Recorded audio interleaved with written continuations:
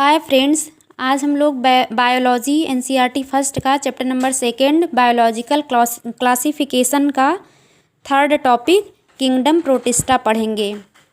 हम लोग सबसे पहला किंगडम मोनेरा जो कि कल पढ़ चुके हैं। आज सेकेंड किंगडम दिया है, किंगडम प्रोटिस्टा पढ़ेंगे।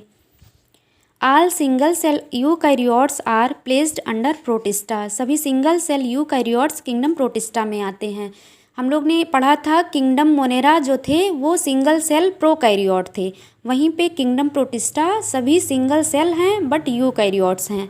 But the boundaries of this kingdom are not well defined.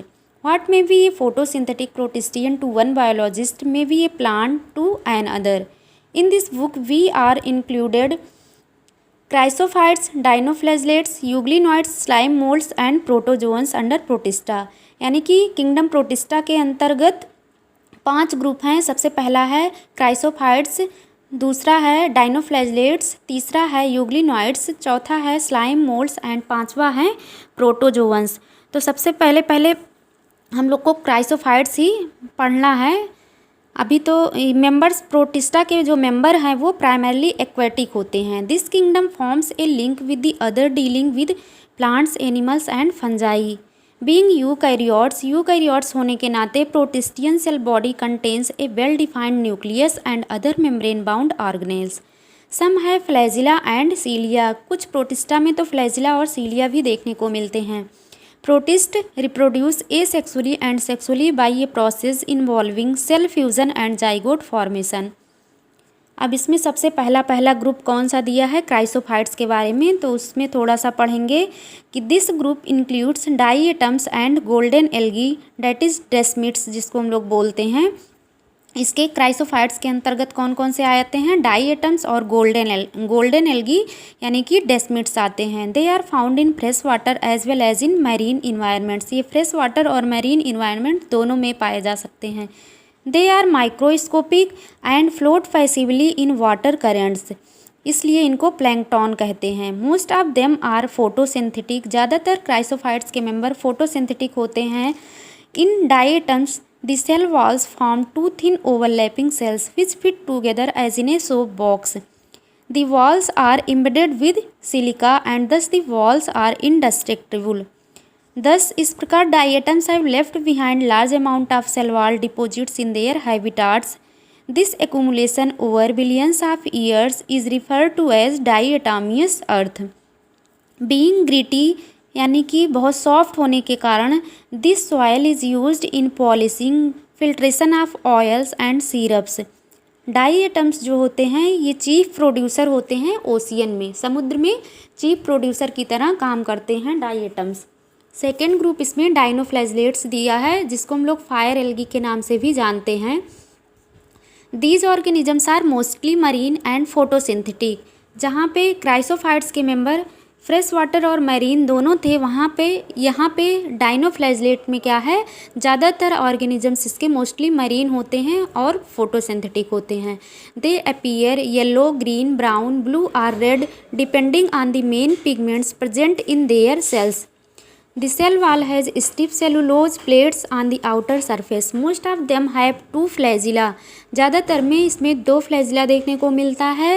Number 1 longitudinal and transversely in a furrow between the wall plates.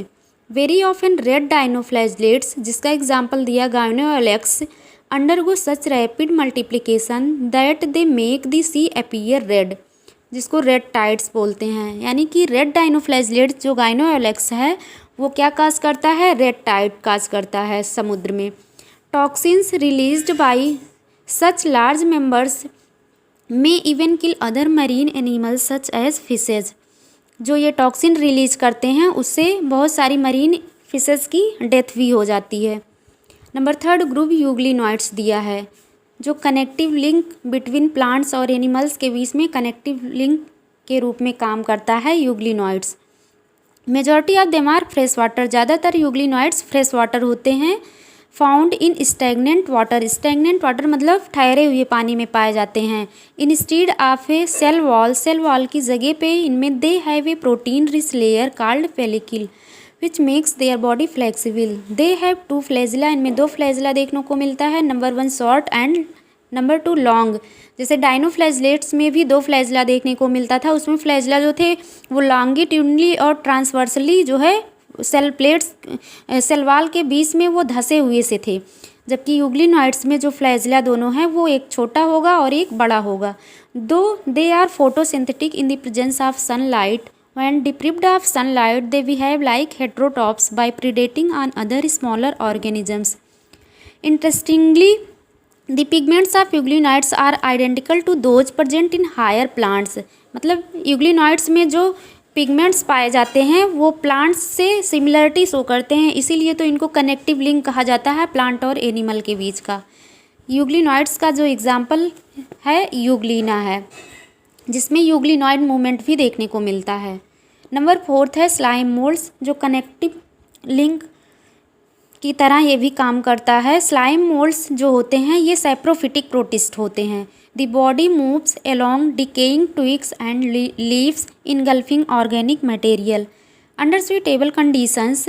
जब सुइटेबल कंडीशन रहता है तो दे फॉर्म एन एग्रीगेशन, जिसको हम लोग प्लाज्मोडियम बोलते हैं, विच में grow and spread over several feet during unfavourable condition. और जब अनफेवरेबल कंडीशन आ जाता है यानी कि अनसुइटेबल कंडीशन रहता है तो प्लाज्मोडियम डिफ्रेंशिएट कर जाता है और फॉर्म्स फ्रूटिंग बॉडीज़ का फॉर्मेशन करता है, जिसमें क्या होते हैं स्पोर्स पाए जाते हैं एट देयर टिप्स, उनके टिप पे स्पोर पाए जाते हैं।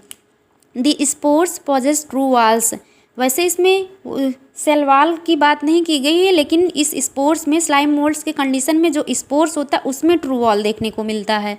They are extremely resistant and survive for many years even under adverse conditions. The spores are dispersed by air currents. Number 5 group दिया है protozoans.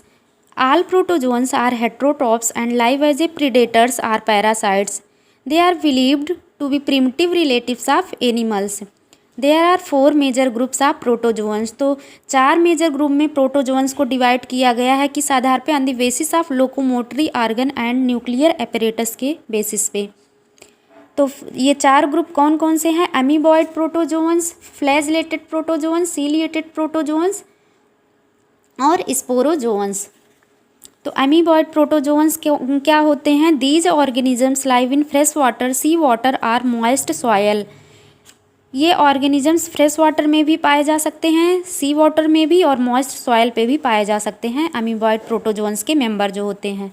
They move and capture their prey by putting out pseudopodia that is false feet as in amoeba. False feet मतलब pseudopodia को हम लोग false feet इस बोल रहे हैं, तो ये हेल्प किस में करेगा? लोकोमोशन एंड फूड कैप्चरिंग में, जो कि किस में पाया जाएगा? अमीबा में पाया जाता है। Marine forms have silica cells on their surface, some of them such as entamoeba are parasites. इसमें जो इसका मेंबर एक एंट अमीबा है ये पैरासिटिक फॉर्म होता है। सेकेंड ग्रुप इसमें फ्लैजिलेटेड प्रोटोजोअन्स हैं। The members of this group are either free living या पैरासिटिक। इसके मेंबर या तो फ्री लिविंग होते हैं या तो पैरासिटिक होते हैं। दे है फ्लैजिला, इन फ्लैजिलेटेड प्रोटोजोअन तो इसमें फ्लैजिला पाया जाएगा। The parasitic forms causes diseases such as sleeping sickness, जिसका एग्जाम्पल क्या है? ट्रिपैनोसोमा। ट्रिपैनोसोमा पॉलीमार्फिक्स होता है, ये वेक्टर की तरह काम करता है। क्या काज करता है? Sleeping sickness. थर्ड ग्रुप है इसमें ciliated protozoans. These are aquatic, ये एक्वेटिक होते हैं। एक्टिवली मूविंग ऑर्गेनिजम्स होते हैं because of the presence of thousands of cilia, मतलब हजारों सीलियाँ पाई जाती है इसमें, इसलिए ये एक्टिवली मूविंग ऑर्गेनिजम्स होते हैं। दे हैव ए कैविटी, इनमें एक कैविटी पाया जाता है जिसको हम लोग गलेट बोलते हैं, that opens to the outside of the cell surface, मतलब सेल की सतह पे बाहर ये कैविटी गलेट नाम की कैविटी खुलती है। The coordinated movement of rows of cilia causes the water laden with food to be steered into the gullet. इसका एग्जाम्पल है पैरामीशियम। सीलिएटेड प्रोटोजोन का क्या एग्जाम्पल है? पैरामीशियम।